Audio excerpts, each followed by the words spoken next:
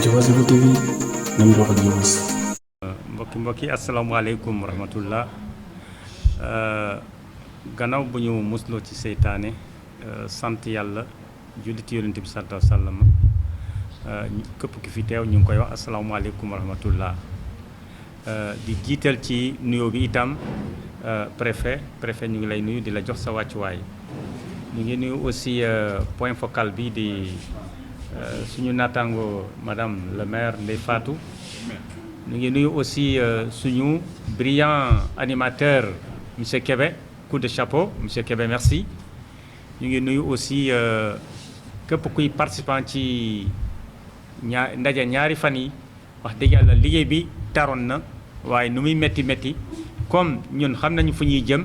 te fu ñuy jëm itam combat bi foog ñu mëne ko kon moo ñu fi bàyyi ba tey kon encore une fois dama koy wax rek kon Equitas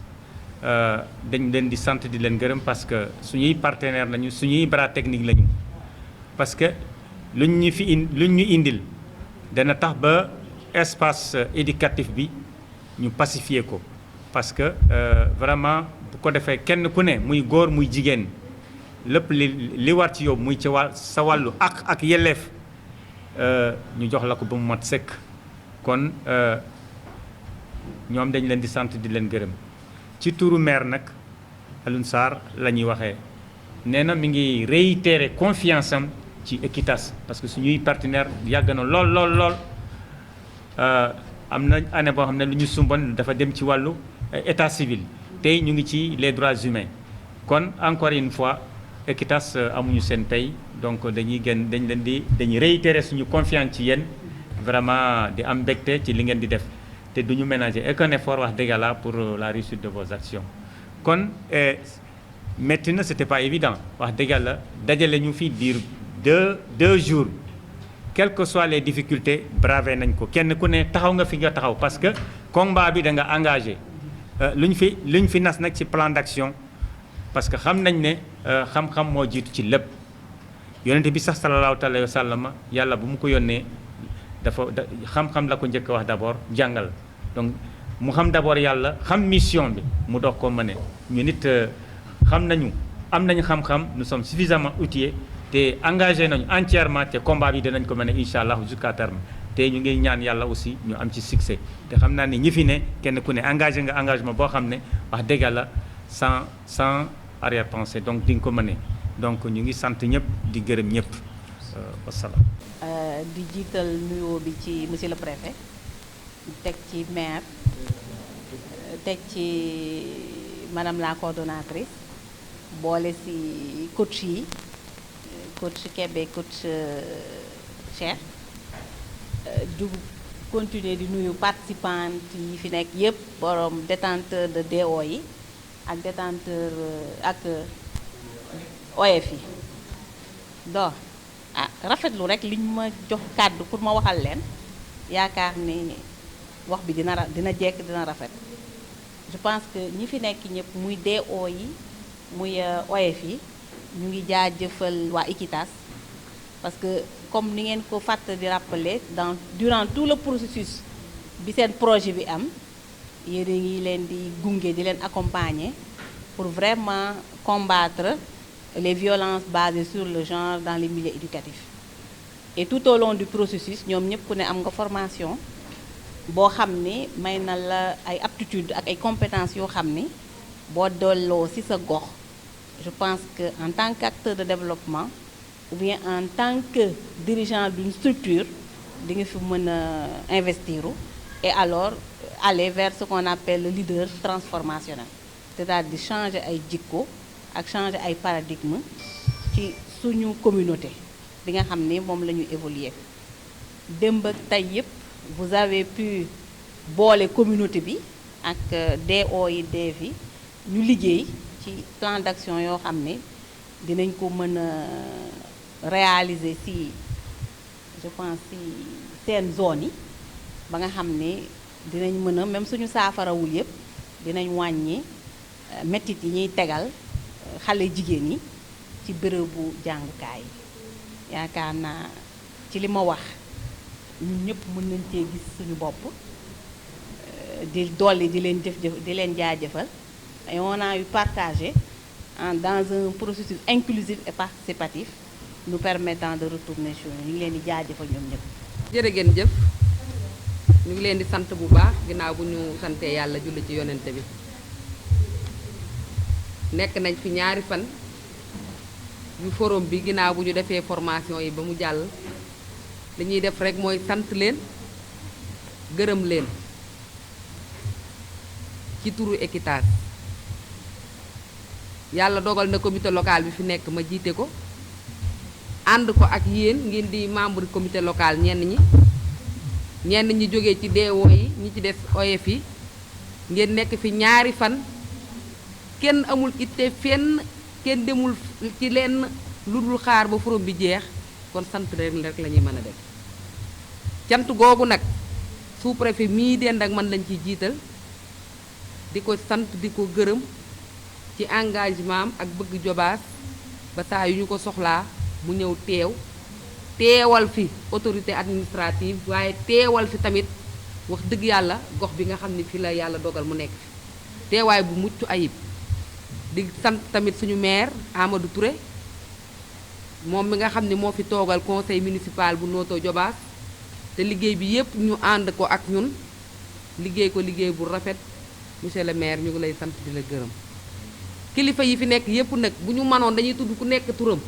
waaye jàpp leen nit jot gi da ko dul maye ndax xat na ca sonn ngeen li ngeen fi produire diggante démb ak tey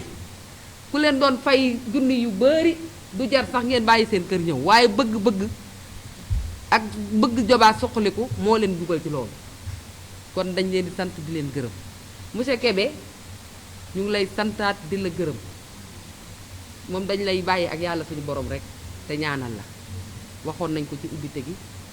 defe naa tey boo ñëwee rek danga naan Kébé rek mooy animateur bi xool leen li mu daj toogul benn yoon naanul benn yoon lu dul di wër groupe yi man groupe ba ma yoroon sax dama ko dénk Cheikh Mbodj dénk non dafa métti ci man yàlla xam na ne mu amaguma wér gi sax waaye macha allah monsieur Kébé matale na ko Cheikh Mbodj kër su ñu ngi koy gërëm moom tam moom moo yor logistique bi mais gisuma dara lu manqué lépp lu mu war a def rek def na ko Cheikh jërëjëf dem na sax bay animé loolu nag wax dëgg yàlla engagement mënu koo weesu animateurs yi yéen ñëpp tam ñu ngi leen di sant ñu ngi leen di gërëm jàmbaar ngeen dëgg wax dëgg yàlla li ñu leen santoon yëpp def ngeen ko ñu ngi gërëmaat waa Equitas donte coordonnatrice génn na di gërëm bu baax a baax ñi mu àndaloon ci projet bi yëpp ñu xam ne daal liggéey bi day continuer plan d'action bii ñu fi def nañu fexe ba matale ko balaa juróom benn weer yi di mat ndax ni ñu ko defee fii la ko suñuy naataango di defee kon waruñoo des gannaaw ci benn yoon te jàpp naa ni Notto moom mësul des gannaaw ci Equitas yàlla nag gën na koo firndeelaat tey mayaat nañu loolu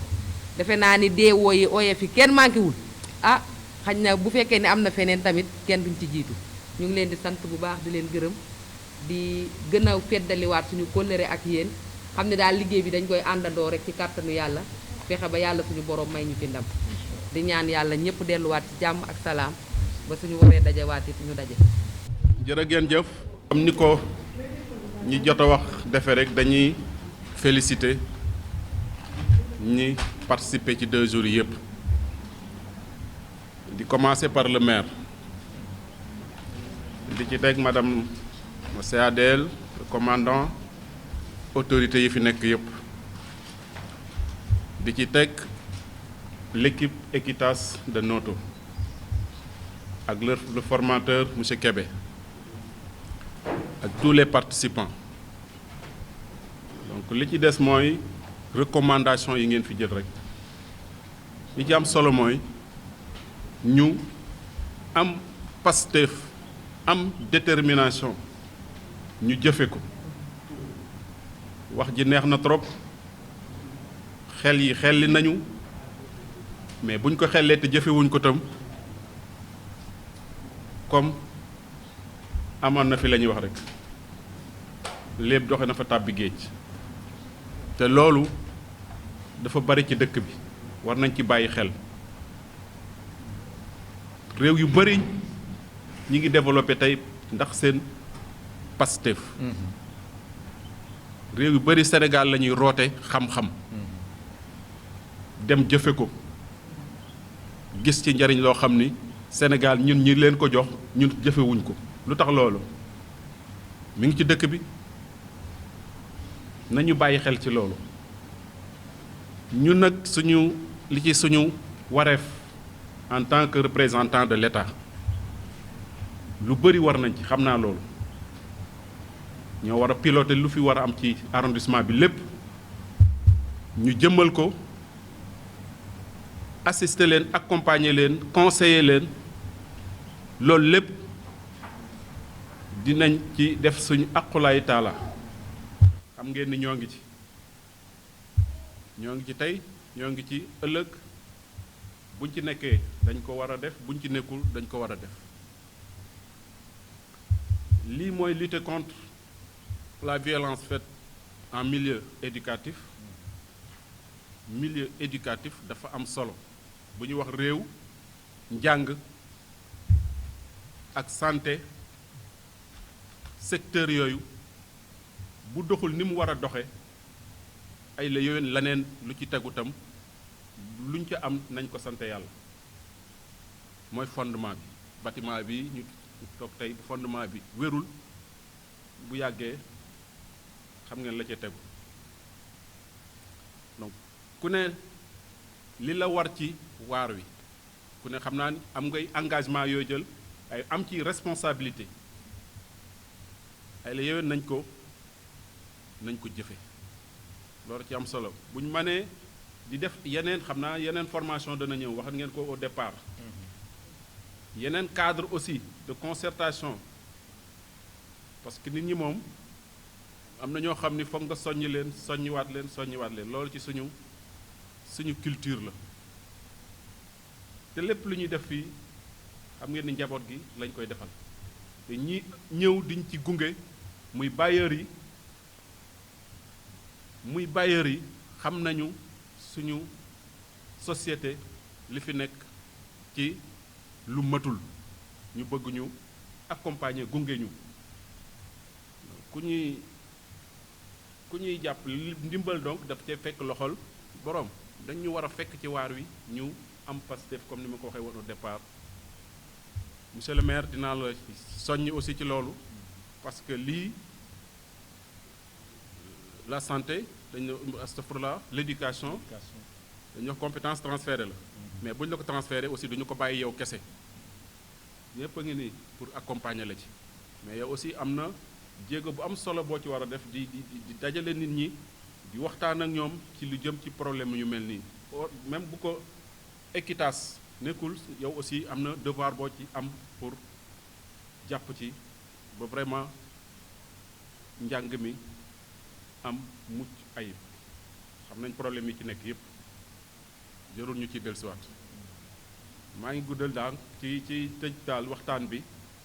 dañuy ñaan rek suñu boroom li ñu fi xelli ci suñu xel jëmmal ko ci benn këyit ñu topp ko ba résultat biñ ci bëgg ñu am ko daal nañ ko suñu boroom defal muy njariñ njaboot gi bu ñu jariñoo mag ñi seen xel day dal bu ñu nekkee ci jàmm donc la ca des ngeen fas lu ci seen àq ñun ñëpp ay détenteurs d'obligation lañu